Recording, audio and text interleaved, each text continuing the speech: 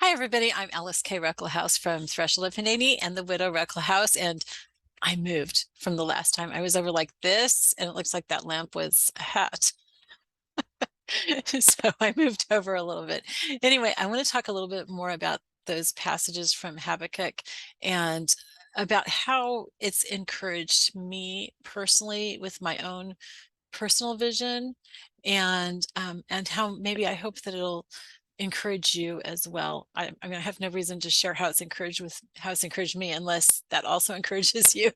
So that's why I'm sharing it, is because I think a lot of times when we share how God has worked in our lives through a passage of scripture, that makes it easier for other people to envision how it encourages them as well. So let me read you the passage again. This is the one that I shared in my last video. It starts out with Habakkuk 1, 2 through 3, and this time I'm reading from the New American Standard Bible. How long, Lord, have I called for help, and you do not hear? I cry out to you violence, yet you do not save. Why do you make me to see disaster and make me look at destitution? Yes, destitution and violence are before me. Strife exists and contention arises. And then Habakkuk 2, 2 through 4. Then the Lord answered me and said, write down the vision and inscribe it clearly on tablets, so that the one who reads it may run. For the vision is yet for the appointed time. It hurries toward the goal, and it will not fail. Though it delays, wait for it, for it will certainly come. It will not delay long. Behold, as for the impudent one, his soul is not right within him, but the righteous one will live by his faith. Okay, so let's go back and let's look at the first part again. How long, Lord, have I called for help, and you do not hear? I cry out to you violence, yet you do not save. Why do you make me see a disaster and make me look at destitution? Destitution. Yes, devastation and violence are before me. Strife exists and contention arises. So I talked in the last video about how I see that on more of a national and possibly international stage. But for me, myself, and maybe for you, um, maybe you see things in your own life that are kind of falling apart, and you're asking God, and I'm asking God, why is this? I mean, just right now, to be really honest, I feel like everything that I set my hand to fails. I just was like, okay, I should just like hang it all up, because everything that I do is just failing, and it's just frustrating me to no end.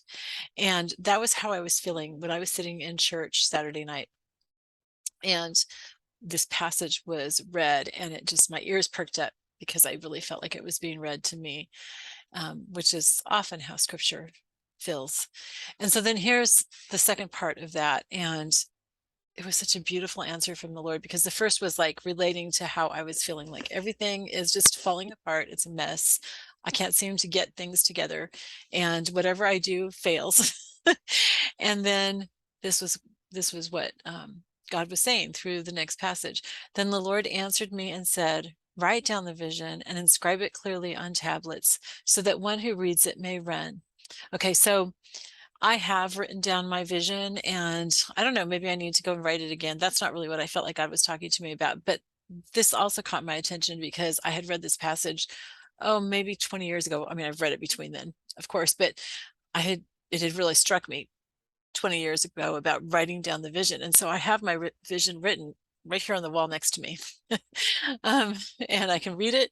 And it says, so that the one who reads it may run, which I feel like that means, you read it and then you run and you do it.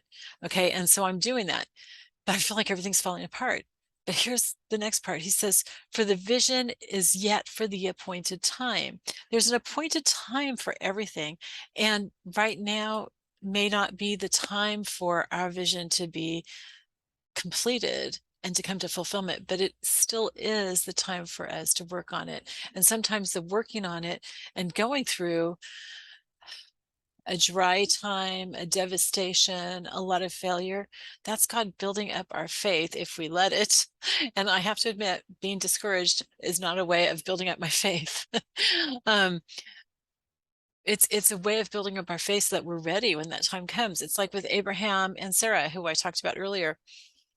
Um, there were things that God had to do in their lives to bring them to the point where he was ready for them, or they were ready for that vision to be fulfilled.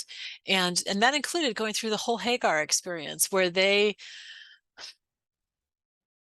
tried to bring that about on their own.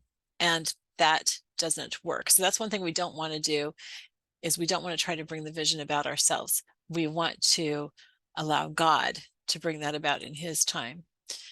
The vision is yet for the appointed time. It hurries towards the goal and it will not fail. We feel like it's going so slowly. We feel like it's so slow, but it is hurrying towards the goal. Just like if a football player kicks towards the goal, that ball is going fast. It's not going slow.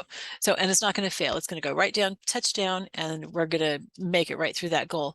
Though it delays, wait for it. It's kind of like when you're watching a video and it says, wait for it, because it's like you're getting impatient to see the end, and maybe you're ready to click off because you don't think that anything's going to happen, but it says, wait for it because it's going to be a really cool ending. That's kind of what this is. It's like the vision is yet for the appointed time. It hurries towards the goal and it will not fail. Though it delays, wait for it certainly will come. It will not delay long. Remember that long for us is different than what's long for God. It's like, how long did Abraham and Sarah wait? I think they waited 30 years after when God had first given his promise. And maybe it was 20 years, 20 or 30 years. Either way, is a lot. After God had given his promise that they would have more descendants than there are stars in the sky. And it took that long to have one. That's a long time to wait for a baby. Behold, as for the impudent one, his soul is not right within him. I want to look up impudent. I should have looked this up ahead of time. It probably would have helped, but it means not showing due respect for another person. Impertinent. Ooh. So God says, as for the impertinent one, or as for the person who's not showing respect, his soul is not right within him, but the righteous one will live by his faith. And our faith is in God. Our faith is that he will fulfill the vision that he has put out there. If he's given us a vision, if it's truly from him, it's going to be fulfilled. And we just need to wait for it, but not just wait statically. We have to wait actively. We have to be doing whatever he says before us. Sometimes he doesn't tell us the whole plan for the next 30 years. He just tells us the next step. And so we have to walk by faith, do that thing that's the next step, trust him and obey. And as I've talked about in other videos, how that cycle helps us to grow in our faith more and more and more and more. If you haven't seen that, or you don't know what I'm talking about, just let me know in the comments below and I'll put in a link to that. I'll have to hunt for it a little bit, but I'm sure I can find it. If not, I'll make a new video. But it's just a really cool cycle that God puts us through of trusting him and then obeying, trusting and obeying, and just getting to be bigger and bigger and bigger and bigger. And that's what gets us to that place where he's going to fulfill our vision. So anyway, I just wanted to share that with you because that really, really spoke to me Saturday night when I heard it. I want to also do videos on the other scripture readings. So those will be coming out in a few days too. So keep your eyes open for those. Those fit right with this. There's more about being patient, about allowing God to grow your faith, about not giving up. And if you're discouraged, this is what you want to hear. I was just so struck by this on Saturday that I had to share it with you guys because I don't think I'm the only person who's discouraged. All right, I love you all.